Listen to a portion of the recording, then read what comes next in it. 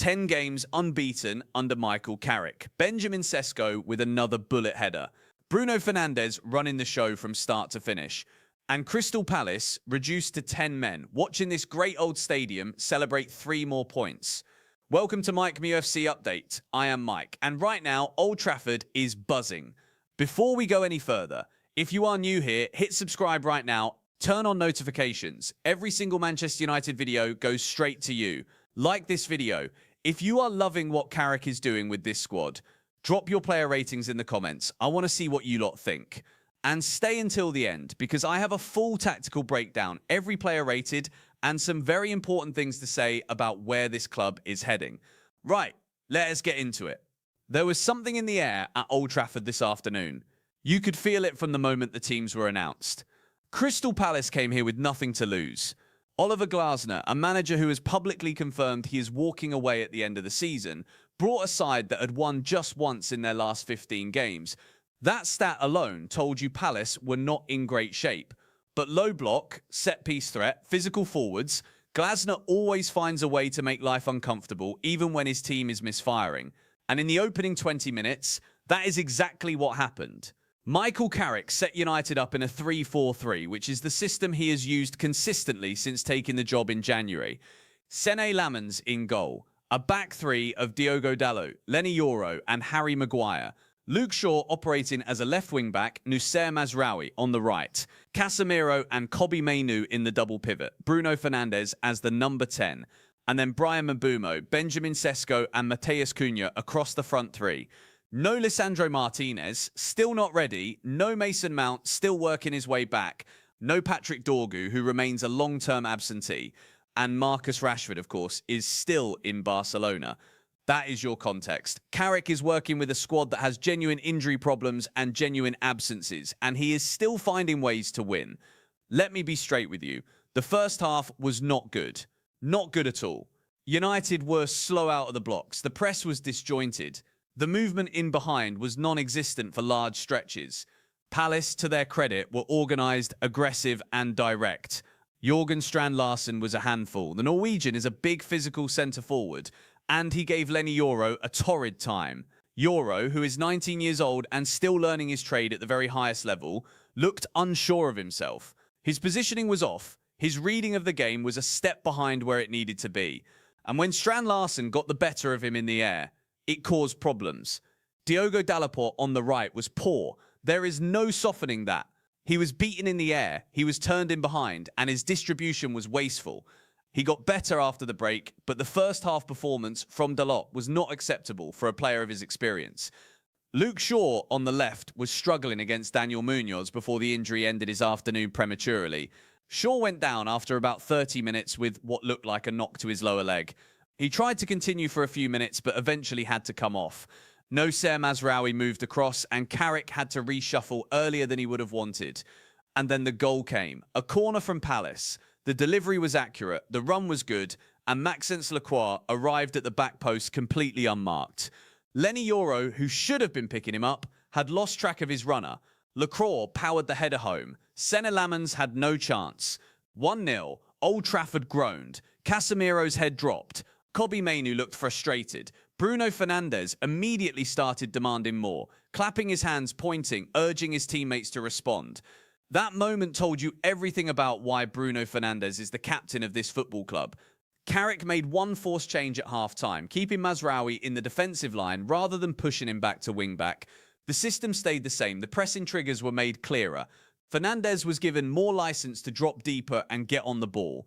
What Carrick has done that his predecessor failed to do consistently is trust his players' instincts within the structure. The 3-4-3 is not rigid. It breathes. It allows Bruno to find space. It allows Sesko to make runs in behind. And in the second half, United were a different team. Mainoo was better after the break. Casemiro was tidier. Dalot pushed higher and started to contribute. But the game was still finely balanced. Crystal Palace were defending deep, protecting the lead, and Glasner was set up to hold on for a result that might have felt like a lifeline given their league position. And then it happened, the moment that changed everything. Matheus Cunha received the ball in behind the Palace defence after a brilliant through ball from Bruno Fernandes. Lacroix who had already had a good afternoon, made a desperate lunge. He brought Kuna down. Referee Chris Kavanagh pointed to the spot immediately. VAR reviewed the contact and not only confirmed the penalty, they determined that Lacroix had denied a clear goal-scoring opportunity. The red card was shown. Lacroix was off. Palace were down to 10 men. Old Trafford erupted. Now, Glasner will moan about this. He already has. Post-match, he made a comment about an Old Trafford bonus, which I think is pretty disrespectful to the match officials and frankly embarrassing for a manager at Premier League level. The contact was clear. The VAR decision was correct. Cunha was through on goal. There is nothing to argue about. Glasner knows his team were beaten by a better side, and he is looking for excuses. That is what a manager does when he knows he is on the way out. Bruno Fernandes stepped up to take the penalty. Calm, composed, exactly what you expect from him. He sent Dean Henderson the wrong way and slotted it into the bottom left corner. 1-1, game on. Once Palace went to 10 men, United took control. The ball was moving quicker, spaces were opening up, and with 15 minutes remaining, the move that had United fans on their feet unfolded in the most beautiful way. Fernandes received the ball on the right side of the Palace box. He spotted Sesko making a near-post run. He whipped in a cross that was absolutely inch-perfect. Delivery of the highest quality. Sesko arrived at the near post, attacked the ball with incredible aggression, and headed it past Dean Henderson with power and precision. 2-1, game over. The celebration said everything. Sesko ran to Fernandes. Fernandes grabbed him. The bench went absolutely wild. Carrick punched the air, composed himself, and got back to managing the game. That composure from the sideline is something United fans have been crying out for years. He is calm, he is measured, he communicates clearly. He has transformed the energy around this squad. Benjamin Sesko, 6 goals in his last 6 appearances, £66 million in the summer, and he is already looking like one of the best pieces of business this club has done in years. He is 22 years old, he is hungry, he is only going to get better, and when Bruno Fernandes feeds him service like that, he is almost unplayable. Palace pushed for an equaliser, but never really threatened. Ahmad came on for Mbomo and immediately looked dangerous, forcing Henderson into a good save in stoppage time. Joshua Zirkzee replaced Mbomo in the final 5 minutes and did not really have enough time to influence things. Aidan Heaven came on late and picked up a yellow card, which is something to watch. He cannot afford silly bookings if he wants to push for more first-team opportunities. Lamens was solid and commanding in the final minutes when Palace launched a few long balls. He commanded his box well and made his saves look straightforward, which is always the sign of a good goalkeeper. The final whistle went 3 points, 10 games unbeaten in the league under Carrick. A 4th place position that is beginning to look very, very secure. Let me give you my detailed ratings, and I want you to compare these with your own in the comments. Be honest, be fair, judge performances on what you saw, not what you wanted to see. Senna Lamens, 6 out of 10, comfortable afternoon for the most part. He made one really solid save from Ismail Assar in the first half that kept the deficit at 1 when it could have been worse. No chance with the Lacroix header, commanding in the final stages. Not a spectacular day, but a professional one. Lamens has been quietly excellent since arriving in the summer, and more United fans need to be talking about him. Diogo Dalot, 4 out of 10. I have to be honest here, Dalot was poor in the first half. I was beaten too easily, his decision-making was slow, and his delivery was below the standard we expect. He improved after the break when Palace were down to 10 men, which made his job significantly easier, but you cannot give him marks for performing well against the side with a man advantage. Dalot knows himself that the first half was not good enough. Lenny Euro, 4 out of 10 Euro, is 19. I will always factor that in, but factoring it in does not mean pretending he did not have a difficult afternoon, because he did. He lost Lacroix for the goal. He was second best against Strand Larsen in the air for large parts of the first half. His positioning was unsure. Now, I genuinely believe Euro will be a world-class defender. The talent is undeniable. The athleticism is extraordinary. But today was a tough day for the young Frenchman, and he needs to learn from it. Harry Maguire, 7 out of 10.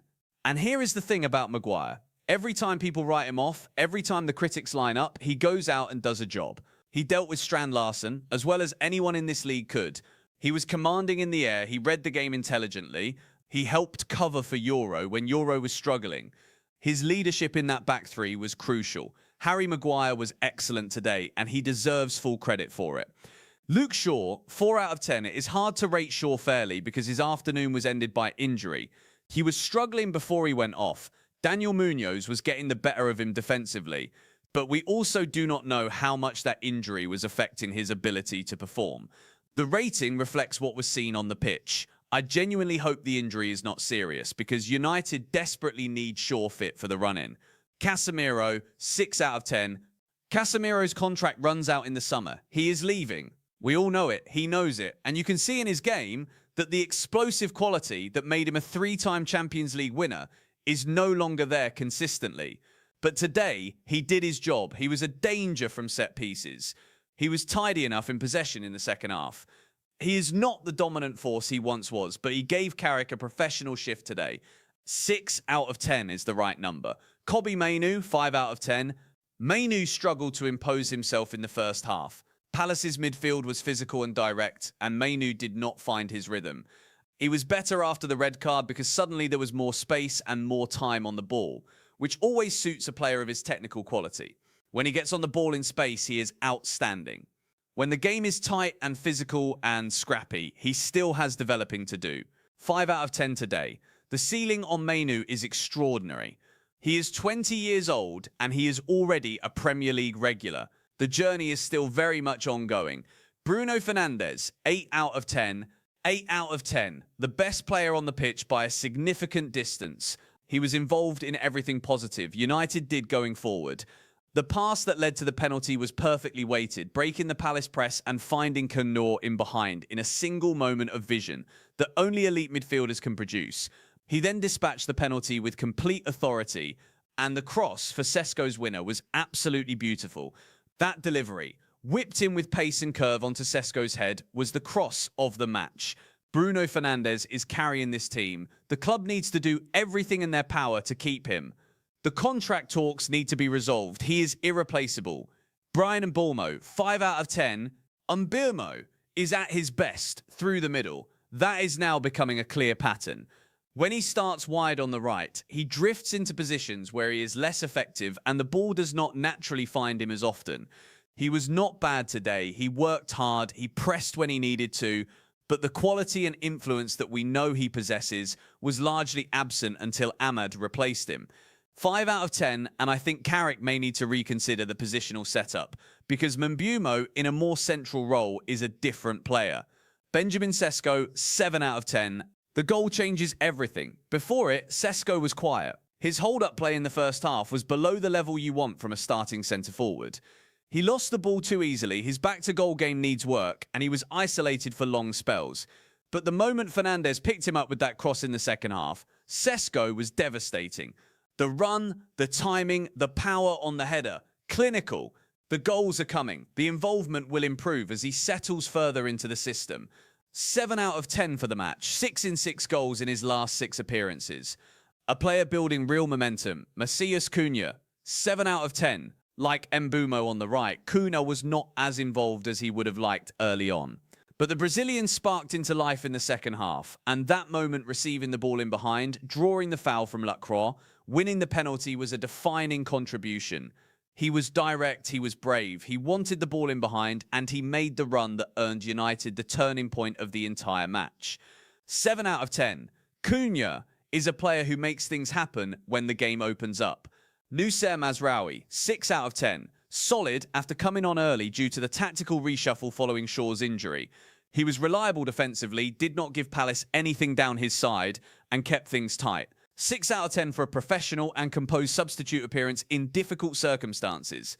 Ahmad, 6 out of 10, showed energy and desire from the bench. The save he forced from Henderson in stoppage time was a real moment of quality and could easily have been a third goal on another day.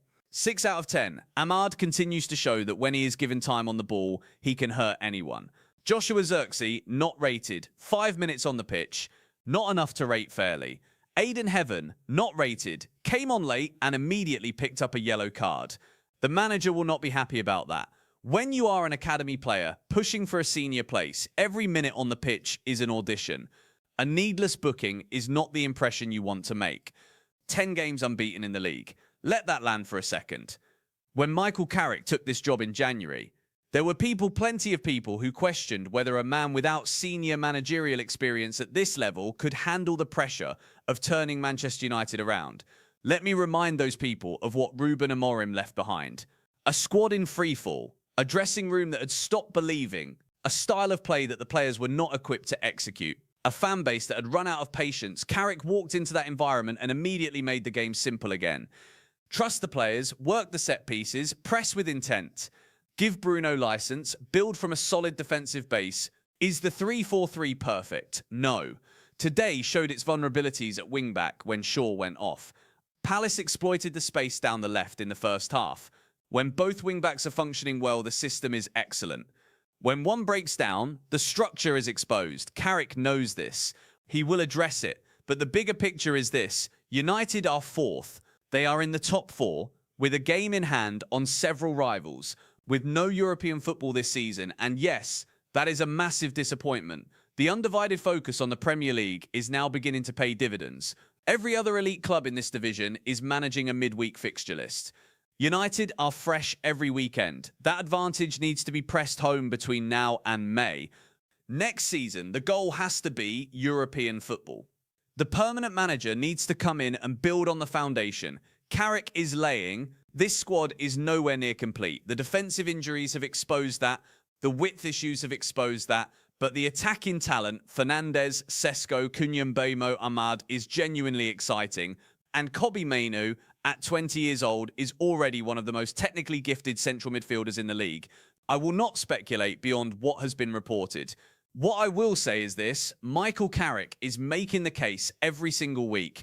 He is calm under pressure. He is tactically intelligent. He has the dressing room. He has the crowd. And he is winning. Whether the Ineos hierarchy decide to back him permanently is a decision for them. What I can tell you is that from a pure football standpoint, Carrick has done everything he has been asked to do and more. 10 games unbeaten. Fourth place, a squad with multiple senior absences, playing with energy and belief. You cannot ask for much more than that. The permanent appointment decision will be made in the summer. Interviews will happen. Candidates will be assessed. But Carrick, right now, is firmly in that conversation. And after today, that conversation has only strengthened. Oliver Glasner is a man who has confirmed he is leaving. That is an extraordinary situation. A manager who is publicly a lame duck, whose best players have been sold. Eberechi Eze, gone last summer. Smart Guiki, sold to Manchester City in January. And who has publicly admitted the club is not giving him the tools he needs. 1 win in 15 games, 13th place in the Premier League. A fan base that is already planning beyond him. Today was a microcosm of Palace's season. They scored. They had moments. Strand Larsen caused problems. Sara was a threat. And then Lacroix's moment of madness with the red card cost them everything. That is the story of Palace this season. Moments of genuine quality, followed by individual errors that undermine everything good they do. Dean Henderson, by the way, could do nothing about either goal. He was not at fault. He made good saves when called upon. Henderson is a quality goalkeeper, and it is a shame he is playing in a team that is struggling so badly around him. Glasner's post-match comments about an Old Trafford bonus were unnecessary and unprofessional. Chris Kavanagh got that decision right. VAR confirmed it. Move on, the fact that Glasner chose to go there tells you how frustrated he is, how little authority he feels he has, and how much the end of his time at Selhurst Park cannot come quickly enough for everyone involved. I want to end on this because I think it is the most important thing to say. This Manchester United right now feels different to any version of the club we have seen in recent years. Not perfect, not there yet, still vulnerable, still missing key players, still with a lot of work to do in the summer, but different in spirit, different in belief, and different in direction.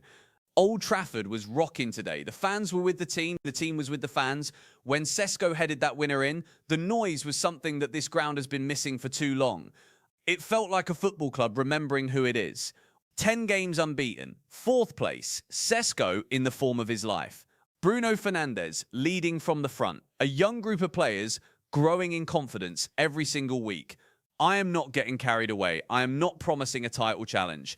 I am not telling you everything is fixed, but I am telling you that something is stirring at this club. And right now, on a cold Sunday afternoon in March, Manchester United beat Crystal Palace 2-1, and they deserved every single point. Carrick, Sesko, Fernandez. Old Trafford is alive. This is Mike MUFC update. I am Mike. Subscribe if you are not already. Like the video. Drop your player ratings below. Share this with any Red Devil who needs to see it. And I will see you for the next one. Come on, United.